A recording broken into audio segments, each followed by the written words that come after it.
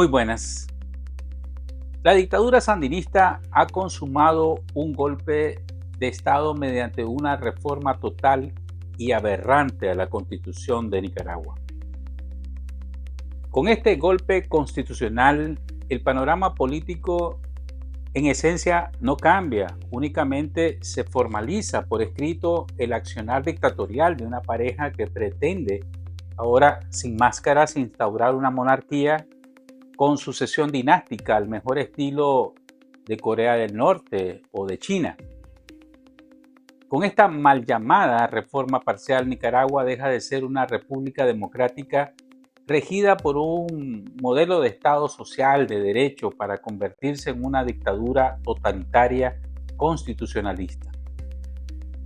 El eje central de esta reforma es convertir al sandinismo en una imposición ideológica para todos los ciudadanos, forzándolo a abrazar una ideología sectaria y a rendir pleitesía a un panteón de infames. Pretenden que se adoren figuras históricas que ellos erigen como héroes, pero que para la gran mayoría representan los valores más oscuros de la historia. Esta reforma no es más que un golpe de Estado a plena luz del día. Daniel Ortega y Rosario Murillo se creen eternos, omnipotentes y la fuente absoluta de todo derecho. Se creen como Dios, se creen dioses. La premura y la radicalización, sin embargo, los delata. Esta imposición a tiempo, a rajatabla, no refleja su poder, sino su inseguridad y desesperación. ¿Qué mala noticia habrían recibido en el Carmen para acelerar como si el tiempo no les alcanzara? Quieren que el sandinismo y los principios caducos del socialismo se conviertan en dogmas fundamentales a la fuerza. Están imponiendo el centralismo totalitario. Es una metodología marxista-leninista que otorga a un pequeño grupo la representación total del pueblo. Esta reforma busca transformar un Estado democrático en un régimen socialista totalitario, declarando al sandinismo como una ideología o como la ideología oficial y al FSLN como partido único. Todo aquel que se oponga a esta máxima constitucional será tachado de traidor a la patria. ¿Pero qué significa patria para Ortega y para Murillo? Para ellos, patria es sinónimo de sus nombres y de sus apellidos y del sandinismo, que ahora buscan elevar a un nivel de religión estatal. Incluso han decidido colocar la bandera de su partido al mismo nivel que los símbolos nacionales, un emblema que para la inmensa mayoría representa solo división, sangre, muerte y dolor. Si usted, como muchos nicaragüenses, sienten en su conciencia, en su espíritu, que esta imposición es un verdadero atropello y rechaza y repudia, entonces, según ellos, usted ya es un traidor a la patria. Pero ¿qué ocurre cuando más de 6 millones de nicaragüenses comparten ese mismo sentimiento? Nos enfrentamos a una realidad absurda y grotesca. El sandinismo es una minoría que pretende proyectarse como hegemónica. Usurpan el Estado y tienen las armas, pero carecen de toda legalidad. Una constitución en esencia es un pacto social, un acuerdo entre los ciudadanos sobre cómo organizarnos y convivir pacíficamente. Para que sea legítima, debe representar la voluntad de la mayoría, principios y valores de esa mayoría. Y solo una asamblea constituyente, electa por voto libre, secreto y soberano del pueblo, puede tener la legitimidad para promulgarla previa amplia consulta con el soberano, con el pueblo. Si la inmensa mayoría de los nicaragüenses rechaza esta reforma total, esta constitución es desde su origen ilegal, es ilícita y es inexistente y como fue impuesta, de la misma forma será derogada. Es solo cuestión de tiempo. Los nicaragüenses no somos ni queremos ser sandinistas, ni orteguistas, ni socialistas, ni comunistas. Somos un pueblo en su mayoría creyente en Dios por sobre todas las cosas, un pueblo luchador, trabajador, que busca cómo salir adelante con el sudor de su frente de forma honrada. Somos amables, hospitalarios, con ferviente amor a la única bandera que tenemos, la azul y blanco. Siempre hemos luchado por nuestra libertad, aspirando a vivir en democracia, a desarrollarnos y a garantizar la prosperidad de nuestras familias con plenas libertades públicas. Lo aprobado hace unos días por la dictadura no nos define, no nos representa y lejos de doblegarnos, de seguro fortalecerá nuestras aspiraciones democráticas. Los sandinistas pretenden imponer ante la realidad una ficción donde todo accionar político, empresarial, social, incluso el personal de cada nicaragüense gire en torno a la máxima de que los Ortega Murillo son dioses y son dueños de Nicaragua y el sandinismo es su religión. Nadie puede cuestionar ese dogma, según ellos. La dictadura, perdida en sus deseos de poder, cree que puede evadir las consecuencias de sus excesos totalitarios. Ha diseñado una reforma constitucional que declara a sus funcionarios como intocables. Creen que van a garantizar protección legal para ellos, sus familias y sus cómplices. Incluso se proclaman codictadores eternos con poderes absolutos. Con este golpe totalitario, borran sin ningún escrúpulo la separación de poderes, reduciéndolos a órganos, lo que antes eran poderes independientes del Estado, ahora venidos a simples instrumentos bajo el mandato del Supremo de dos cabezas, aboliendo cualquier posibilidad de balance o contrapeso al poder único. Pretenden, además, institucionalizar la persecución religiosa, señalando que ninguna organización cristiana puede atentar contra el orden público, entienda hablar mal de ellos o criticarlos, y que las iglesias deben mantenerse libres del control extranjero. Con esto, definitivamente buscan destruir a la Iglesia Católica y a las iglesias evangélicas que han alzado su voz contra las injusticias desde siempre. ¿Será este el preludio de una nueva iglesia sometida a los dictadores? ¿Cuántos y quiénes besarán la mano de su verdugo? Los obispos ya no responderán al Papa, sino al régimen. Quienes se opongan serán declarados traidores a la patria y como castigo perderán su nacionalidad y hasta pueden ser desterrados, un acto que viola y ha violado convenios internacionales y constituye un delito de lesa humanidad.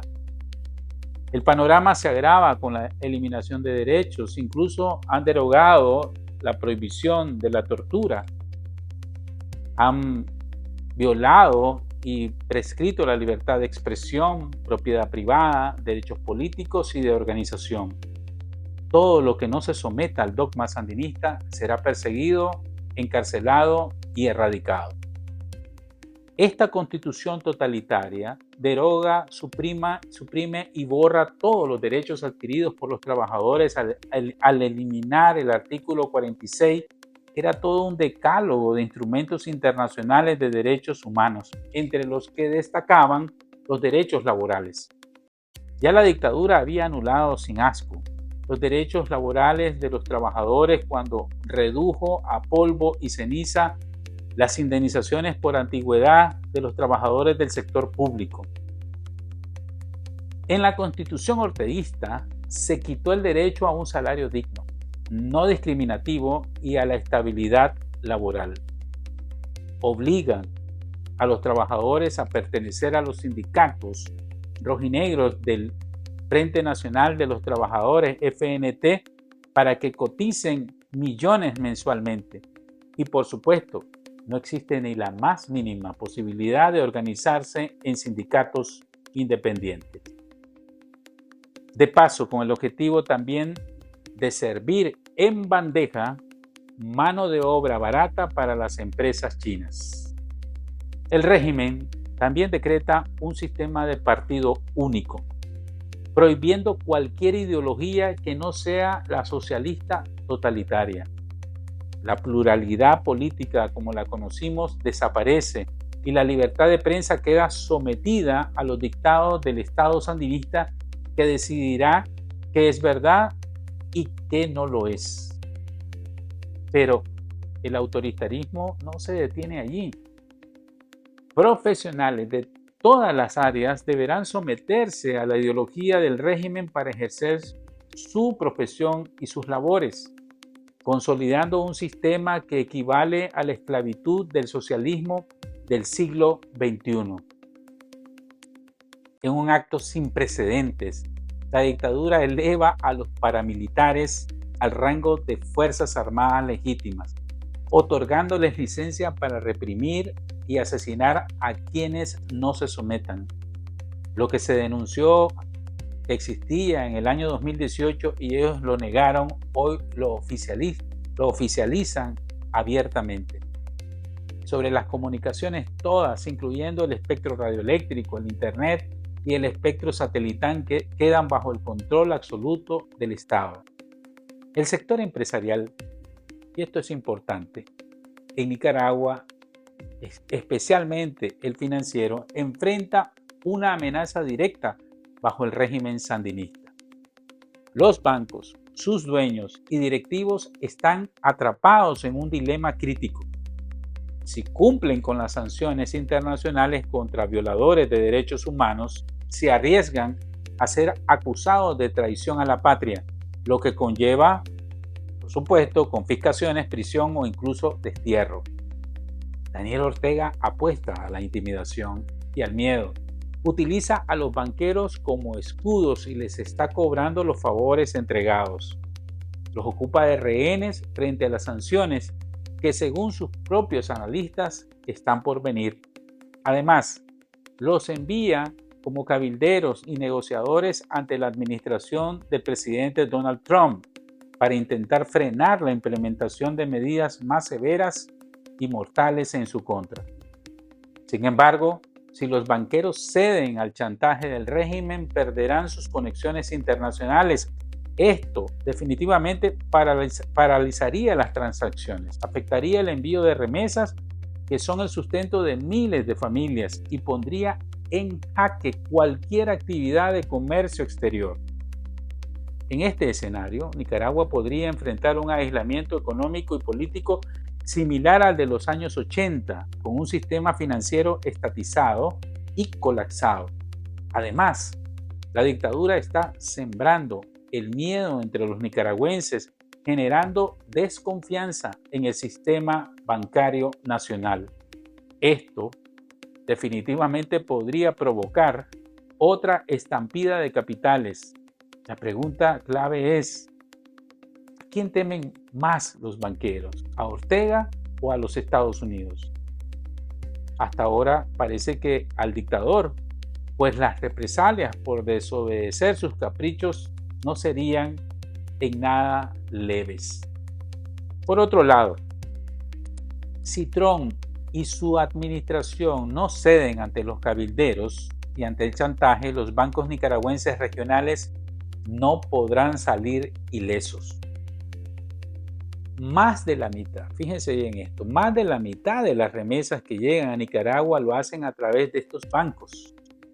Si son sancionados, el costo de las remesas aumentará y el flujo de dinero disminuirá, afectando directamente a las familias que dependen de estas remesas. La dictadura está consciente de la fragilidad del sistema financiero, apuesta al miedo.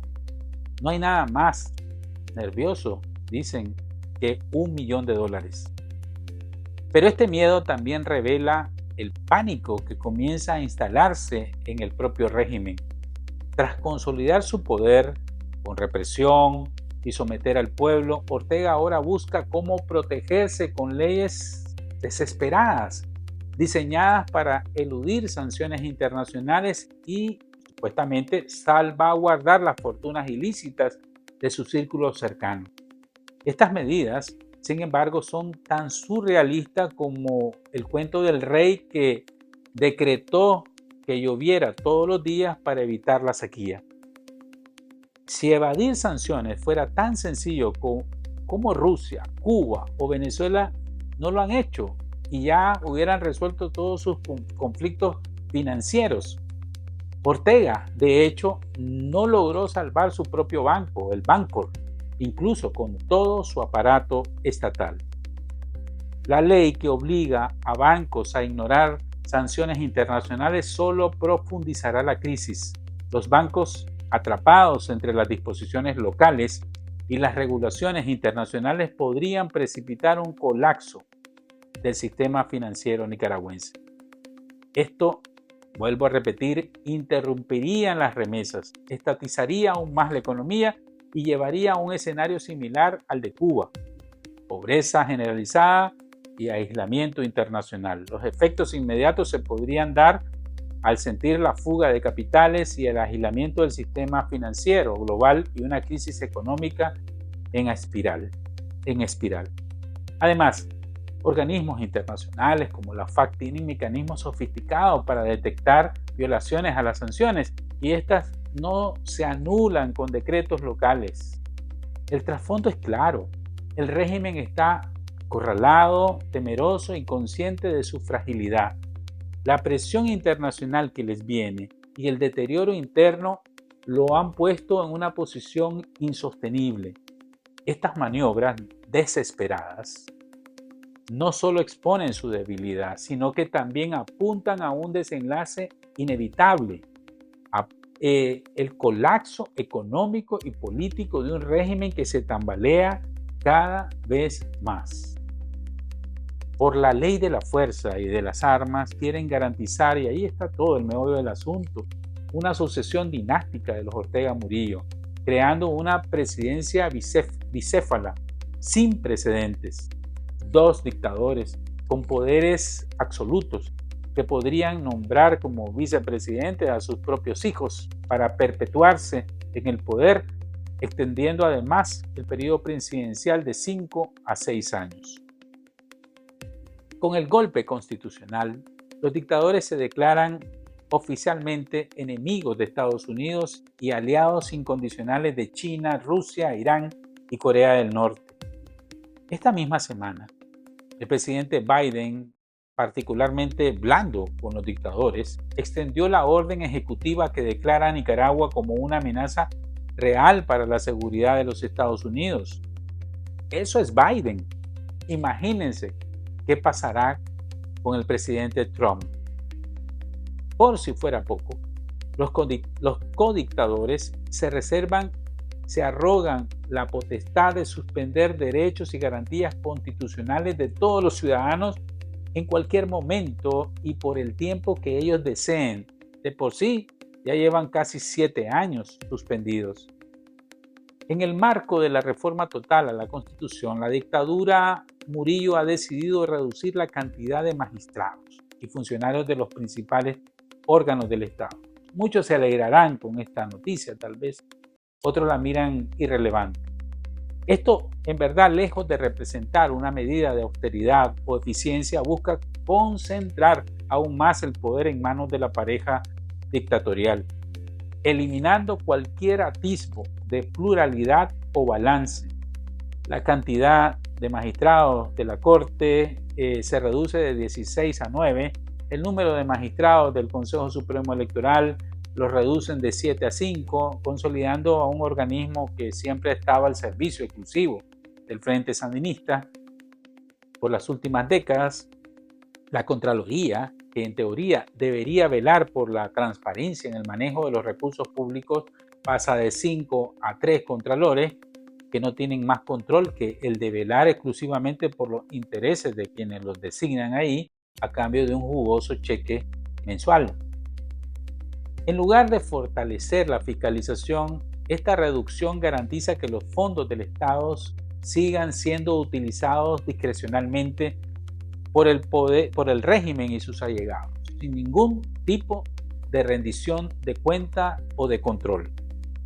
Este ajuste estructural no solo afecta a los órganos mencionados, va más allá. La dictadura también decidió eliminar cualquier margen de acción para los gobiernos locales al suprimir la autonomía municipal. Ya lo hacía de facto, pero ahora lo oficializa, que las alcaldías estarán subordinadas completamente al Ejecutivo, transformándolas en simples oficinas administrativas que ejecutan las órdenes dictadas desde Managua.